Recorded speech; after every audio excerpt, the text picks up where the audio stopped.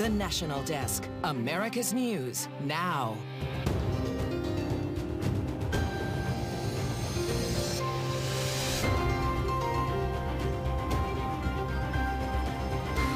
Developing right now. We are confident that a thorough review will show that these documents were inadvertently misplaced. The White House doubles down, asserting the confidential documents recovered from President Biden's former office and private home were left behind by mistake.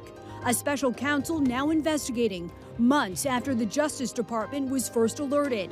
The administration's transparency in question amid growing comparisons to the Trump documents case. Obviously, if this was President Trump, there would already be a raid because there was with just one batch. Then, ground stop. We're missing the first week for a funeral. Thousands of flights delayed and canceled Wednesday after the FAA temporarily halted all U.S. departures. What the agency says caused the system outage disrupting travel.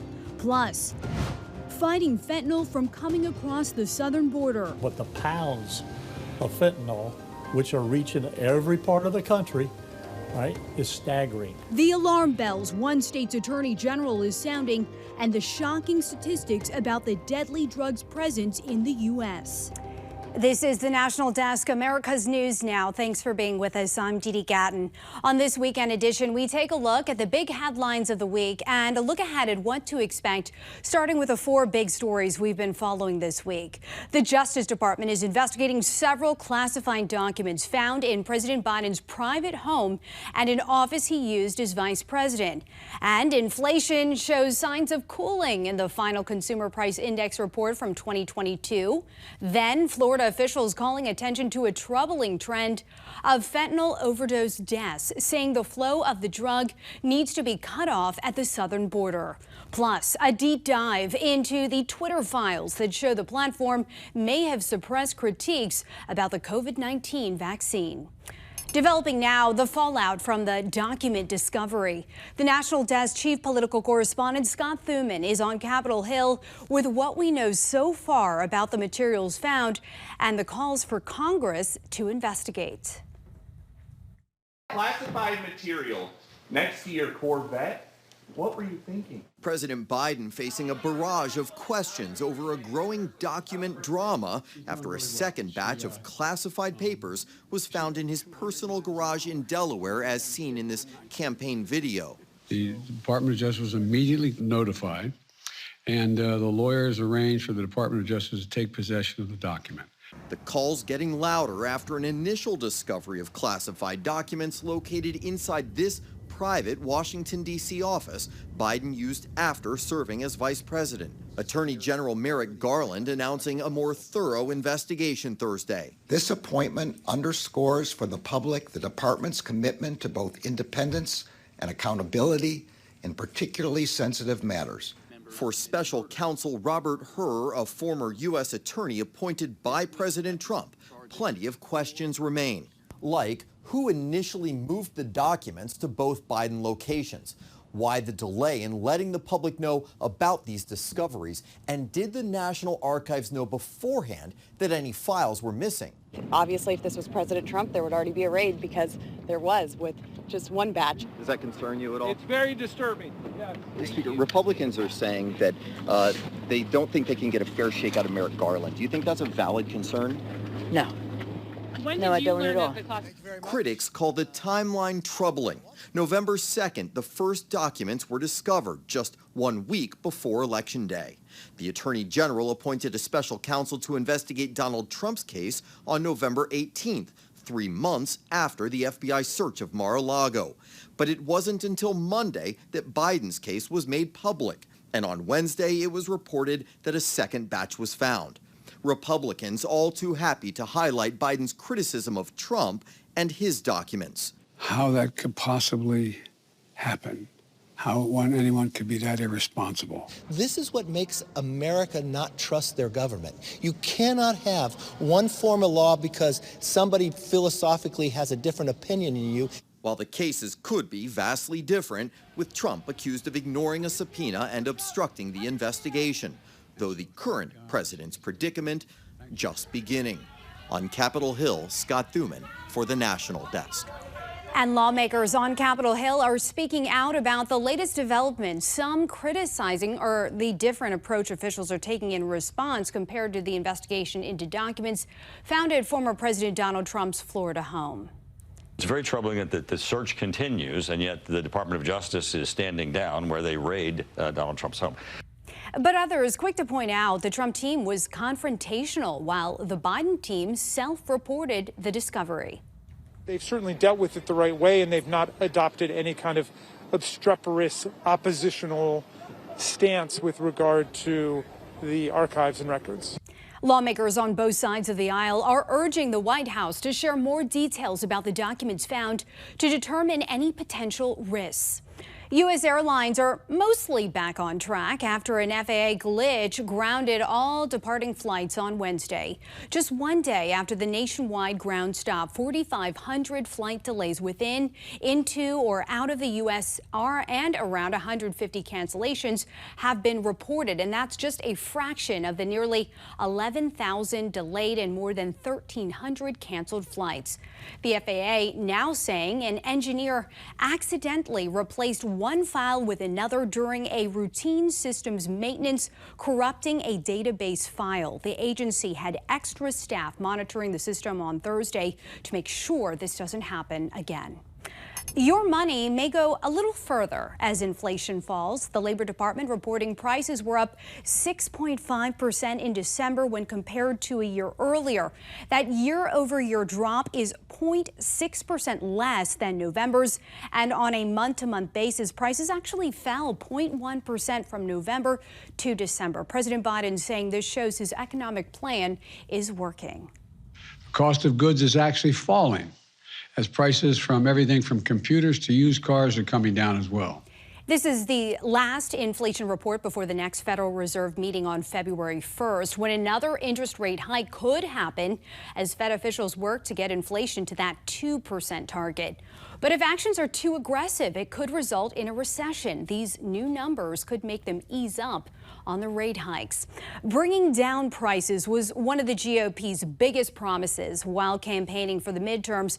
But as the National Desk Atra El-Nashar reports, critics say House Republicans plan to repeal part of the Inflation Reduction Act, won't do that, and likely won't pass. Now in control of the House, Republicans face the tall task of delivering on their campaign promises. We've created a commitment to America. Their promised first order of business, repeal funding for the IRS. We're going to fire 87,000 IRS agents, and that's billions and billions of dollars right there that we're going to save the American people. Collecting less in taxes, they say, will help the economy. But the IRS funding, budgeted for the next decade, was mostly meant to replace retiring personnel included in the Inflation Reduction Act to close the tax gap, or taxes owed that go unpaid. Critics say repealing that funding won't address the three pillars of the GOP economic plan: fight inflation, make America energy independent, and strengthen the supply chain. A bill to slash that IRS funding has no real shot of passing in the Senate, where Democrats have one more seat than they did in the last Congress. But the two parties may find some common ground when it comes to energy policy. We pledge to cut the regulatory burden, lower energy costs for families.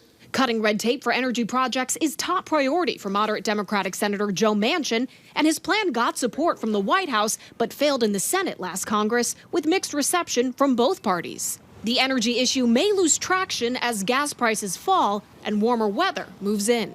The third part of Republicans' economic platform, strengthening supply chains, on the surface has bipartisan appeal in moving supply chains out of China and expanding manufacturing at home. The CHIPS and Science Act, signed into law last year, addresses that, but most House Republicans voted against it because of opposition to separate Democratic spending plans. With House Republicans holding a razor-thin majority to get big things done, they'll need to look past divides with Democrats. I promise our debates will be passionate, but they will never be personal. And with members of their own party. On Capitol Hill, I'm Atra El-Nashar for the National Desk, America's News Now. And one strategy several state lawmakers are using to give people some relief from inflation: tax breaks. Our fact-check team takes a look at which states are making major changes. Some states are rolling out tax breaks, but you can in part thank the federal government for that. I'm back with the Fact Check team tonight, diving into surpluses making these breaks possible. Connor, how are states able to do this right now? For a couple of reasons. Now, states have more money because of better than expected tax revenues and some COVID-19 related federal aid. And they want to put some of this money back into the people's pockets as we continue to deal with high inflation. Sure. Now, relief is a big part of it, but the tax breaks can also presumably help the states long term. Well, we found at least some connection between lowering taxes and an increase of new residents. According to the data from the U.S. Census, states with low or no personal income tax rates like Florida, Idaho, and North Carolina are among the fastest growing populations in the country. Yeah, more people, bigger tax roll, whether it's from income or property tax. That's an interesting approach to funding these states' governments as well. Now, still not every state is cutting taxes, and Janae, you looked into that for us. Right, Eugene. So every state has its own financial situation. So what works for one state doesn't necessarily work for another. And according to Pew Research, lowering taxes can make it more difficult for states to pay for services like education and unpredictable circumstances like a pandemic, because that's less money coming into the government. Now, Pew also said budget writers are still trying to figure out the impact federal COVID-19 relief aid has had on the economy. And some economists say when consumers have more money in their pockets, they will spend more, increasing demand and pushing up prices. Yeah, possibly leading to high inflation. Exactly. Yet again, you know what that means. All right, it's a fine line there. Interesting topic. Thank you both so much for your work on this. And you can do some of your own research as well. You can find links to the Fact Check team sources by scanning the QR code there on your screen or visiting us online at thenationaldesk.com. Coming up here on the National Desk, lost and finally found. Where a family's dog went missing and how they located him 3 years later.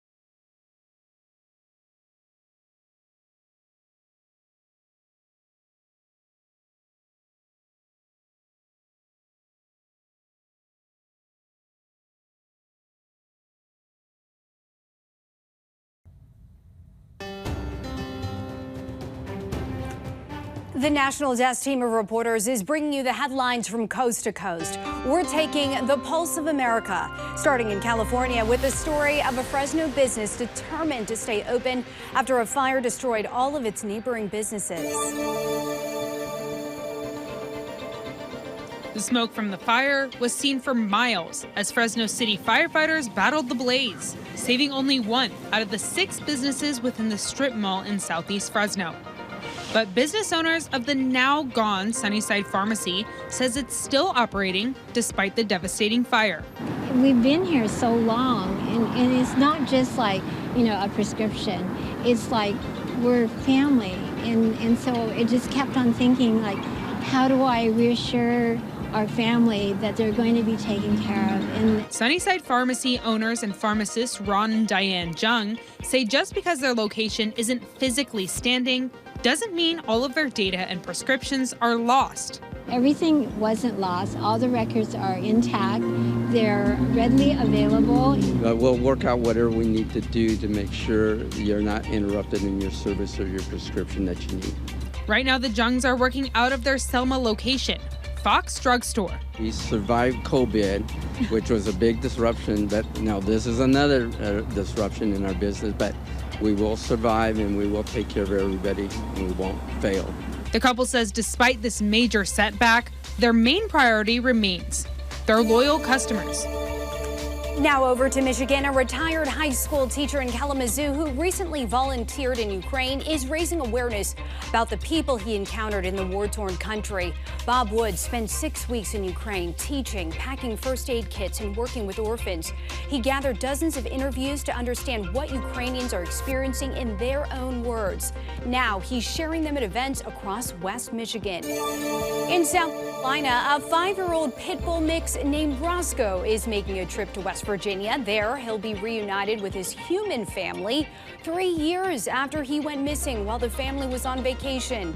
Roscoe was found with an injured leg and has been cared for at a shelter.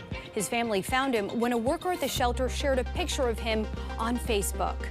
In my heart, I was like, you know what, I'm gonna post it on Facebook, I'm not gonna put the name of the dog, the gender, nothing. And 2 hours later, someone commented, oh my gosh, that's Roscoe. What a great idea. And hearing of his family's financial difficulty, members of the community chipped in to get Roscoe to them at a meeting point halfway between the two states. Love to see it.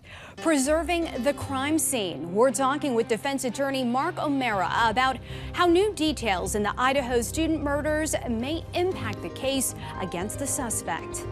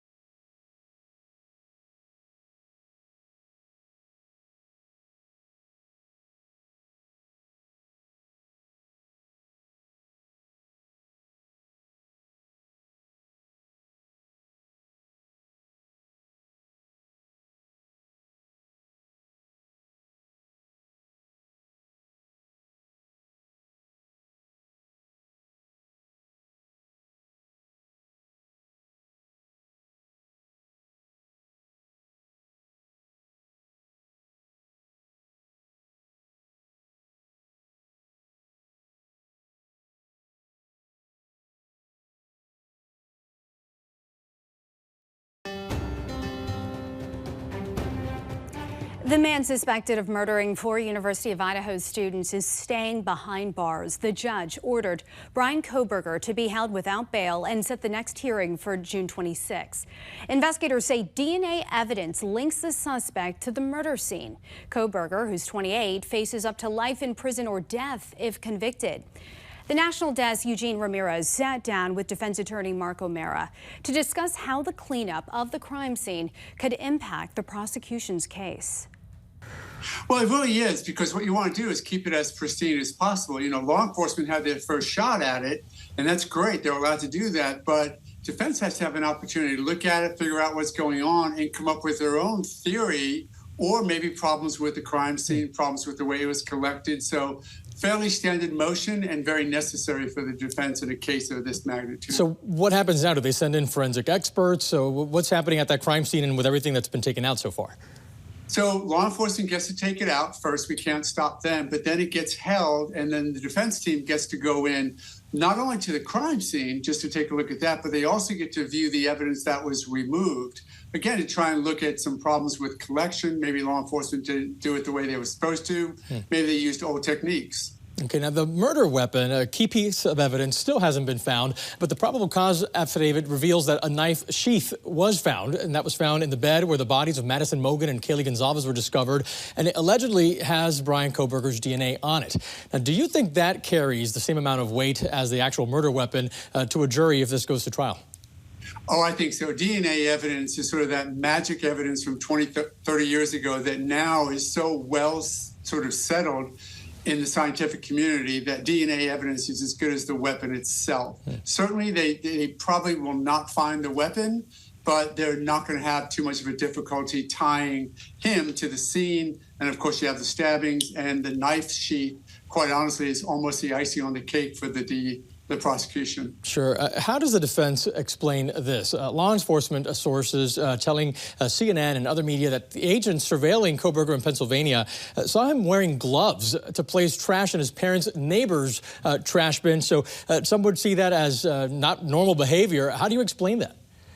Well, as a prosecutor, I would explain that as what we call sort of the guilt, right? The presumption of guilt almost is there because it's evidence of guilt. Why do you do away with evidence? Why do you destroy evidence? Why do you wear gloves? Is that what we call consciousness of guilt? And that's going to come in to burn him in front of a jury. And certainly the prosecutor is going to focus on that. The affidavit also mentions a footprint from a Vans-style shoe is what they say. How can that help prosecutors, assuming that they are the suspect's shoes, especially if those shoes can't be found now? Well, you know, you look at this and suggest that there's different types of evidence, direct evidence, a video of him doing it. Other than that, circumstantial evidence, which is all these little pieces of evidence, the getting rid of some evidence potentially, being in the area, the cell phone pings, and of course the footprint, because all of these things help put him as close to the scene as possible so that no other reasonable explanation exists, because that's what the defense has to do, is come up with some reasonable hypothesis to suggest innocence, and the prosecution is trying to do away with it with all of these little pieces of evidence. Yeah, and you mentioned the cell phones pinging near the murder scene. In fact, prosecutors say Kohberger's pinged 12 times near that scene and was even turned off when they believed that the murders were taking place.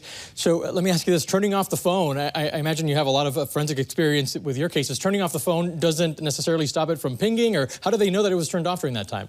So if you actually do turn off the phone, that's one level. Take out the battery, another level. And if something like that was done so that the phone was truly silent at that moment, then yes, again, like we talked about, that's sort of that consciousness of guilt. Why would that happen for this moment in time, other than to try to explain away or do away with potential evidence from a cell phone pinging? Now, begs the question of why didn't he do it all the other times he was going by the house? And that's going to be fodder for a good defense attorney. And coming up here on the National Desk, a tough lesson. What Seattle public schools are accusing social media companies of doing in a new lawsuit, and the toll leaders say it's taking on kids.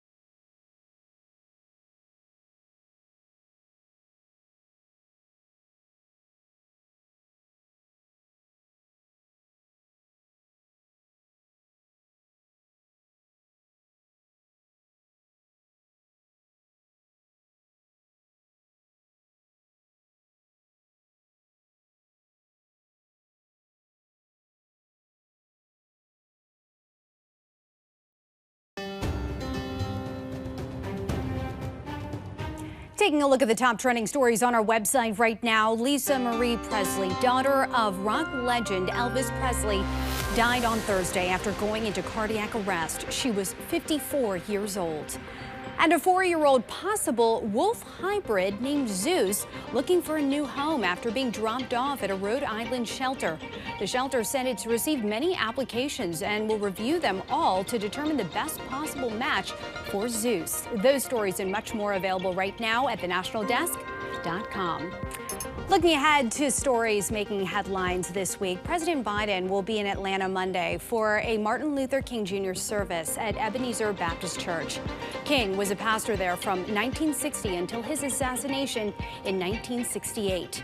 This week, the U.S. will train Ukrainian troops in Oklahoma. About 100 soldiers will make the trip to Fort Sill to begin training on the Patriot missile defense system.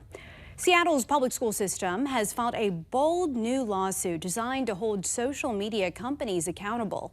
The district blames the parent companies of Facebook, Instagram, TikTok, Snapchat, and YouTube of negatively impacting and exploiting students' vulnerable brains. The National Desk, Denise Whitaker, reports. it's either like half-naked people or it's like just stupid things, you know, and it's really just a huge distraction. Like, it has nothing positive going for it. It definitely can affect your mental health, as well as some of the trends that they have going on.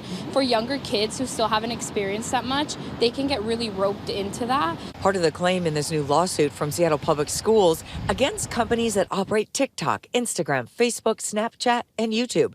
This new lawsuit accuses those social media giants of conduct that directly caused a severe disruption of the public health, order, and safety of the students in the district.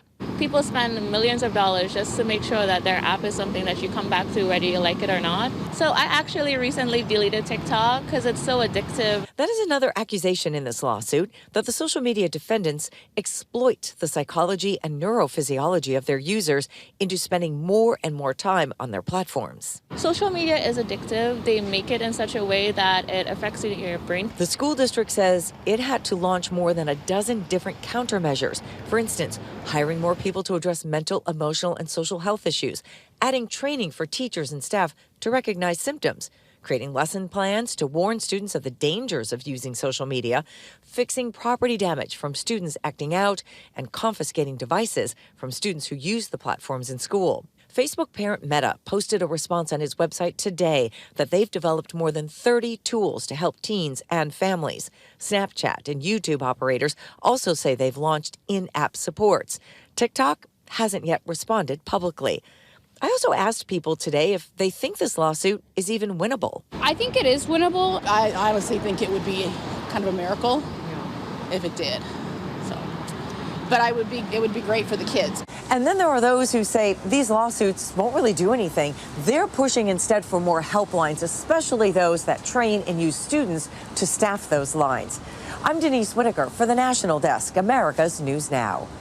Ahead on the National Desk, fielding questions about the future. What the Bills head coach is saying about DeMar Hamlin playing again. You're watching the National Desk, America's News Now. You can catch us live weekdays from 6 a.m. to 11 a.m. and 10 p.m. to midnight Eastern Time and anytime online at thenationaldesk.com. We'll be right back.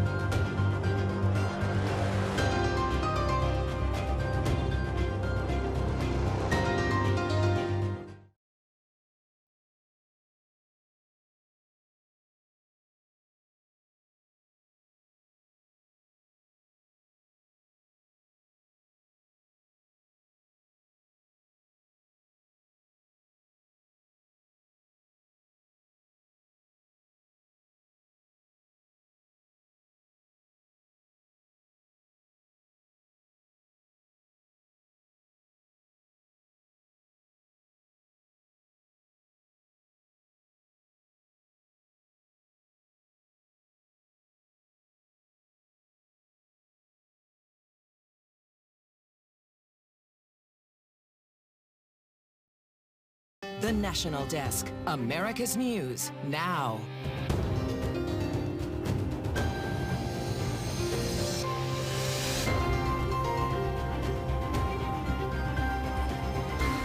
Welcome back to the National Desk, America's News Now. I'm Dee Dee Gatton.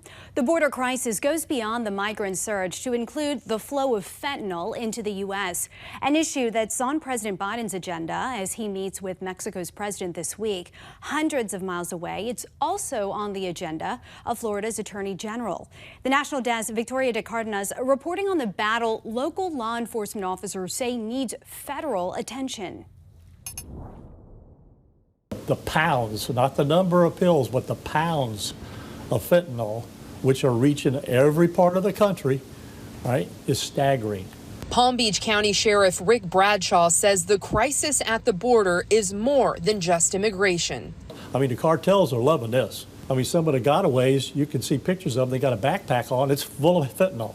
It's why Florida's Attorney General Ashley Moody is furious at the issue of fentanyl being made in Mexico and smuggled into the U.S. wasn't even on the agenda for President Biden's meeting with the Mexican president Monday. Last week, Moody sent a letter to the White House saying she is deeply concerned and called on the president to take into account the tens of thousands of American families who just celebrated the holidays without loved ones because of fentanyl, like the Macris family. He took one pill and ended up passing, and typically one pill does not cause an overdose. Michelle Macris's 23-year-old son, Bryce, who struggled with addiction, died in 2020 after taking a counterfeit pill laced with fentanyl. I see fentanyl as a weapon of mass destruction, so it should be listed as such and treated as such. According to the DEA, just 2 milligrams of fentanyl is enough to kill an adult. That's roughly equivalent to the weight of a mosquito. And according to Port St. Lucie Special Investigative Division Lieutenant Matthew Cuba, the threat is spreading. We're seeing more and more that the everyday user is overdosing on cocaine. We have prescription pills that are being pressed with fentanyl. We have crystal meth that's being laced with fentanyl, crack cocaine. I mean, it's in everything at this point. In Port St. Lucie alone, Lieutenant Cuba reports they logged a 30% increase in opioid deaths from 2021 to 2022, thanks to fentanyl. And it's not slowing down. And that was Victoria de Cardenas reporting. Texas Attorney General Ken Paxton suing the Biden administration over an immigration rule he says will cost taxpayers big. He spoke to our Jan Jeffcoat about the lawsuit.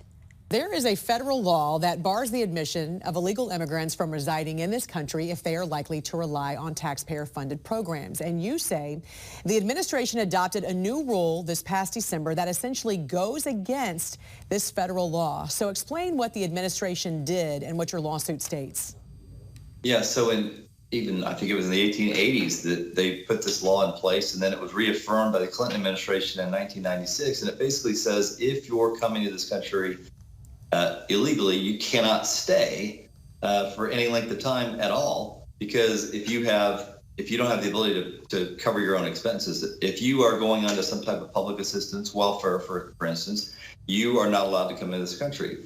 And the Biden administration has tried to undo this 100 years of law with their own rules, and they've done it illegally. They can't just make up their own laws. What is this new rule they put in place in December? It basically eliminates a lot of the documentation requirements to show that these people can actually provide for themselves. And so there's no way really to verify. If they take away the documentation requirements, all about these illegal immigrants can just say, oh, we're fine, we can cover ourselves, but they don't have to prove anything.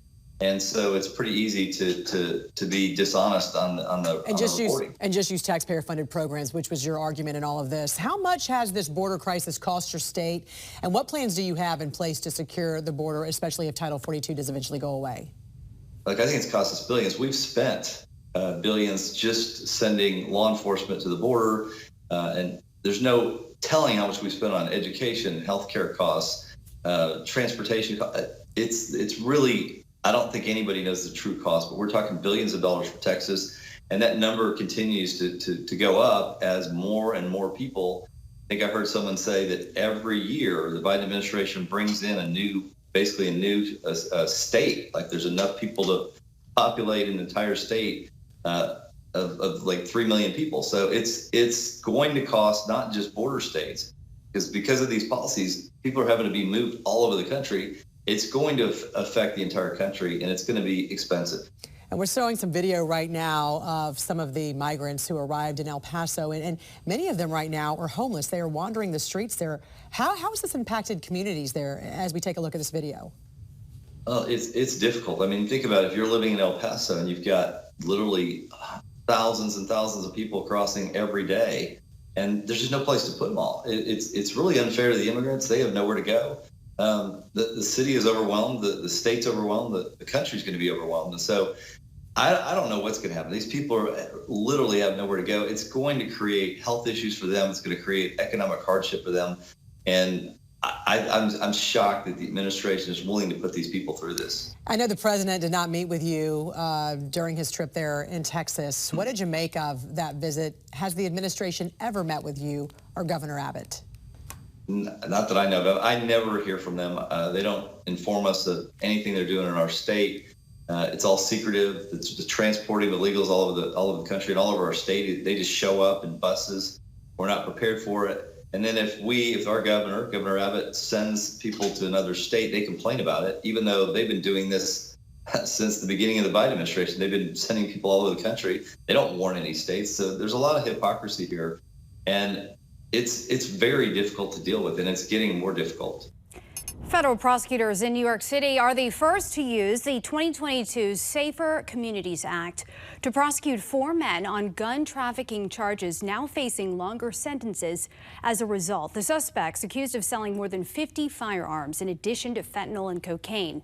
Investigators saying many of the firearms were created through ghost gun kits or had their serial numbers removed. 3 of them were linked to previous shootings. The NYPD says tips from the community led to the investigation, resulting in the arrests. All across this city, we are hearing more and more that people want the police to do their jobs, to be able to stop the crime, to be able to stop the violence. And so we appreciate wholeheartedly the community members that came forward to give us this information. And we encourage more people to work in collaboration with the police department, because the police are the community. We want to make sure we're safer. Under the Safer Communities Act, gun traffickers face up to 15 years in prison instead of a 5 to 10-year sentence. This week, the Pentagon officially dropped the COVID-19 vaccine mandate for U.S. troops. The policy shift was noted in a memo from Defense Secretary Lloyd Austin, adding commanders may use their discretion in deploying unvaccinated service members. The military was forced to make the move after rescinding the mandate was included in the defense bill approved late last month. Secretary Austin says regardless, the department will continue to encourage and promote COVID-19 vaccination. The COVID-19 public health emergency has again been renewed for what could be the last time. The announcement from the Department of Health and Human Services comes as a highly transmissible Omicron subvariant fuels another wave of hospitalizations.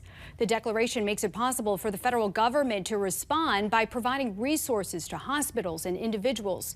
It's now set to expire in April. Meantime, in the Twitter files, Elon Musk dumping another batch of internal company documents, this time claiming to show a Pfizer board member influenced how the platform dealt with content concerning COVID-19 vaccines. The National Desk, Kayla Gaskins, has more. The Twitter Files' 13th installment centers around former FDA commissioner and current Pfizer board member Dr. Scott Gottlieb and his efforts to suppress support for natural immunity on the platform as his company sold vaccines to the U.S. government. Almost every conspiracy theory that people had about Twitter turned out to be true, and if not more true than people thought. Journalist Alex Berenson releasing the new files. In August of 2021, Gottlieb flagging a tweet from Dr. Brett Giroir, a former Trump official. Giroir sharing findings from an Israeli study, writing, quote, "It's now clear COVID-19 natural immunity is superior to vaccine immunity," even clarifying in the same tweet, if no previous infection, get vaccinated. Gottlieb promptly sending an email to Twitter officials calling the tweet corrosive. Twitter then added a misleading label to Giroir's tweet, blocking the ability to like or share it. When you stifle one part of the debate, you don't really have a debate. And that's not what we're supposed to be about as a society. Gottlieb reportedly flagging another tweet by policy critic Justin Hart, who wrote, "A viral pathogen with a child mortality rate of 0% has cost our children nearly 3 years of schooling." Berenson pointing out the timing of Gottlieb's objection. Pfizer was on the cusp of approval for their children's COVID vaccine. Emails also show Gottlieb targeted Berenson in 2021. Berenson receiving a suspension from Twitter days later. Gottlieb reacting with a threat of his own, calling the disclosures selective, arguing the release of his private communications with Twitter places him and others in danger. Twitter file release is likely far from over. Elon Musk has promised that Dr. Anthony Fauci will be the focus of an upcoming document dump. In Washington, I'm Kayla Gaskins for the National Desk. America's News Now. Kayla, thank you. Officials overseeing the bankruptcy of failed cryptocurrency firm FTX have recovered more than $5 billion in cash and other liquid assets. A lawyer for the failed crypto exchange said in court those assets may be used to help repay creditors. That's much more than the $1 billion in assets the company had previously declared. FTX lawyers have also identified more than 9 million creditors, many more than the earlier estimate of about 1 million. New details. Bills safety Damar Hamlin back home after being released from Buffalo General Medical Center on Wednesday. He spent 2 days there undergoing tests after being transferred from a Cincinnati hospital. It's been a little more than a week since Hamlin collapsed on the field from cardiac arrest.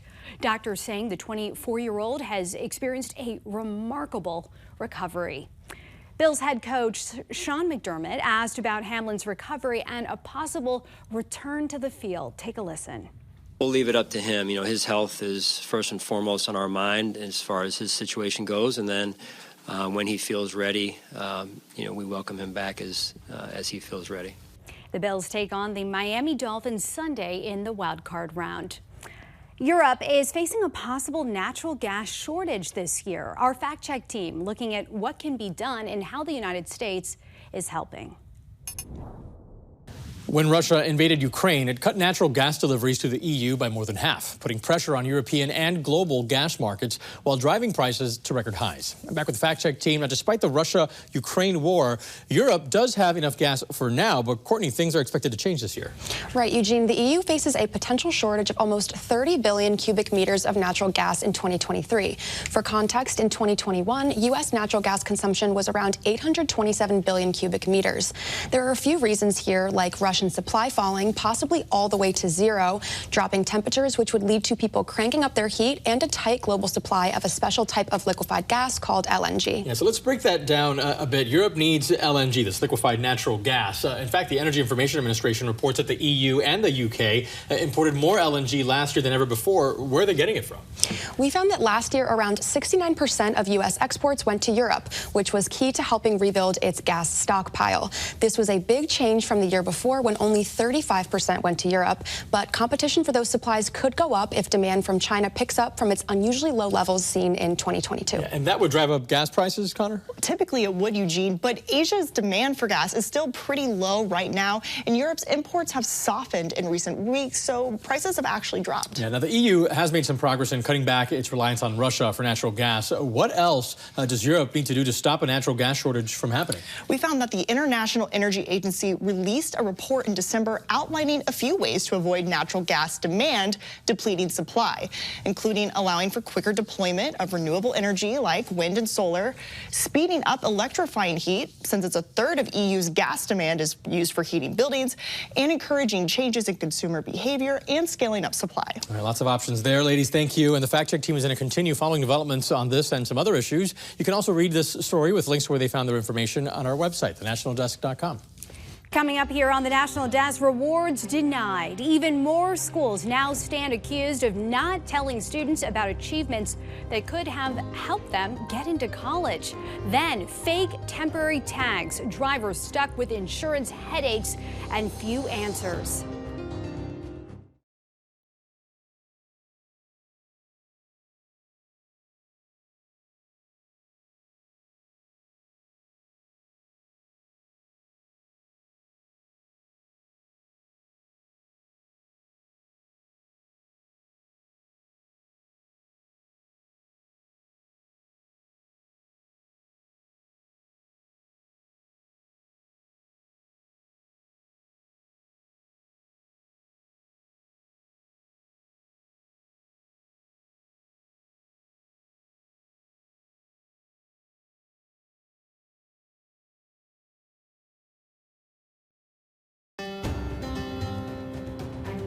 This is the National Desk, America's News Now. Our team of nearly 4,000 local journalists bringing you the headlines from coast to coast.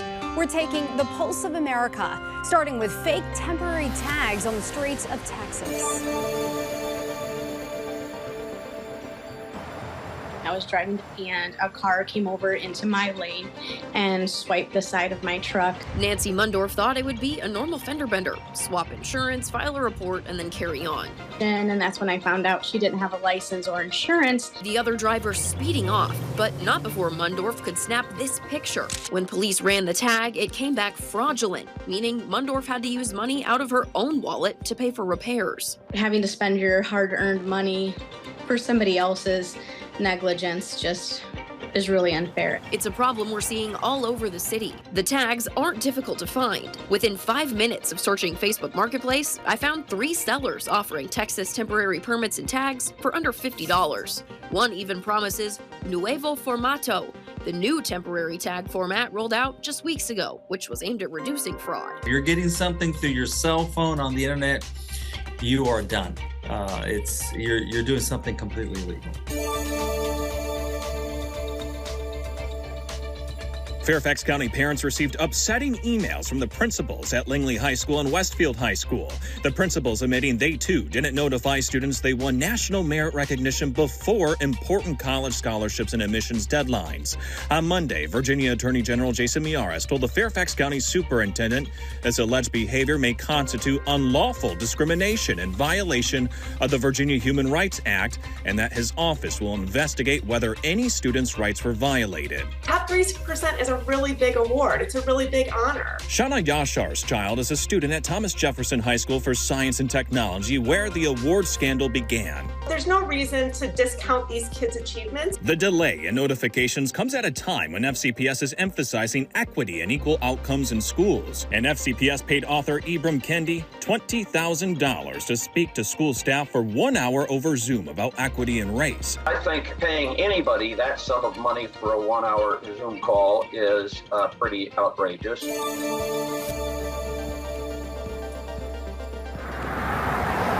so we have kind of like a two-part cat lounge. We have the entryway and we have this back room. Hi. Hello, love. And I kind of joked for a couple of years about opening a cat cafe of my own. I think that they're incredible. Well, we just dropped into the Muse and Brews Cat Cafe. Definitely a passion project. It's something that I've been thinking about doing now for over 3 years. The Muse is the cat, obviously the cats. Brews is the coffee and the beer we're gonna have later. All of our food and beverages are locally sourced. We thought it was a fabulous idea when we heard it. Obviously, these cats are well cared for. We were able to partner with Dorchester Paws. All of our cats are adoptable through that shelter. They're constantly at max capacity and their team is incredibly passionate about helping animals in the area. Creative idea. Still to come here, our team of correspondents breaking down this week in Washington, from the investigation of classified Biden documents to the state of the economy.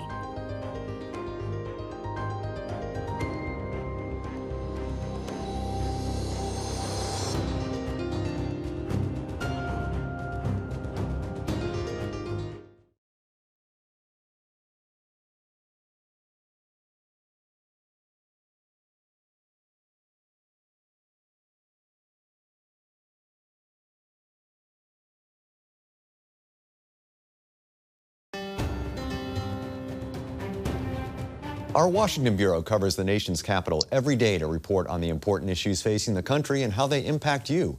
For some perspective, I'm joined by Chief Political Correspondent Scott Thuman and National Correspondent Audra Elnishar. Scott, it turns out former President Trump isn't the only occupant of the White House who's the subject of a special counsel investigation involving top secret documents. Get us up to speed on what transpired this past week with President Biden.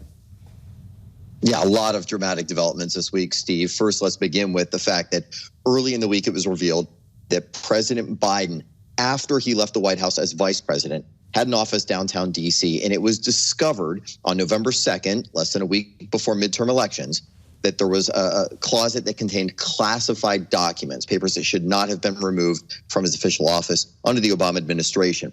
As this started to develop, because remember, everyone's looking back at what happened with Trump and saying, oh, do we have another case of that? Then it was determined a second batch was discovered. The problem for the White House is that second batch was discovered back at the end of December. And as people were asking about the first batch, no one was disclosing to the public that a second batch had been discovered at Biden's home in Delaware. Hence, all the pressure on the White House, then more on the Department of Justice as well, especially from Republicans saying this has to be investigated the same way in which you're investigating former President Trump for taking documents to Mar-a-Lago, although a bit of a different case, as you know, Steve, since he's also accused of obstructing that investigation. Nonetheless, the Department of Justice this week did say, fine, let's investigate this. Let's appoint a special counsel treating it the same way as Trump's case. And so now you have these dual investigations that are getting a lot of attention. Some legal experts say it's unlikely that the President Biden would be charged, that the intent doesn't seem to be there at this moment, that there was a criminal intent to taking the documents. It might have been inadvertent, but nonetheless, this is going to have to play itself out. And in the meantime, the White House does not have a lot of good answers for a bevy of questions that they keep getting hammered with, and it just doesn't look good for them. Lastly, take apart the legal side of it. On the political side of it, fortunately for former President Trump, it gives him a little bit of cover by his supporters who say President Biden did it. Maybe what happened with former President Trump isn't that alarming. Yeah, and also politically, which is very interesting, is you've got a special counsel looking into President Trump, who is an announced candidate for 2024, and now special counsel looking into President Biden, who has indicated he wants to run for re-election. It's going to be really interesting to watch this. Audra, quickly update us on where things stand with inflation and the economy. So Thursday, we got the final consumer inflation report of 2022. It was generally in line with expectations. It really solidified the case that the worst of high prices is behind us. The new consumer inflation rate is now 6.5% compared to November's 7.1%. Where we're seeing improvements are things like used cars, but where prices are still really stubborn is food and services. So things you can't really live without, shelter being a big driver of that stubborn part of core inflation. So the big question now is February 1st, when the Federal Reserve makes its next movement. Will it be a 25 basis point rate hike or 50 basis point rate? We'll have to see. As always, a lot of eyes on the Fed and a lot of eyes on the economy and in politics. National correspondent Audra Elnishar, chief political correspondent Scott Thuman, thank you both. Didi, back to you. Thanks, guys. Up next here on the National Desk, best time to book. When to schedule that flight before prices go sky high.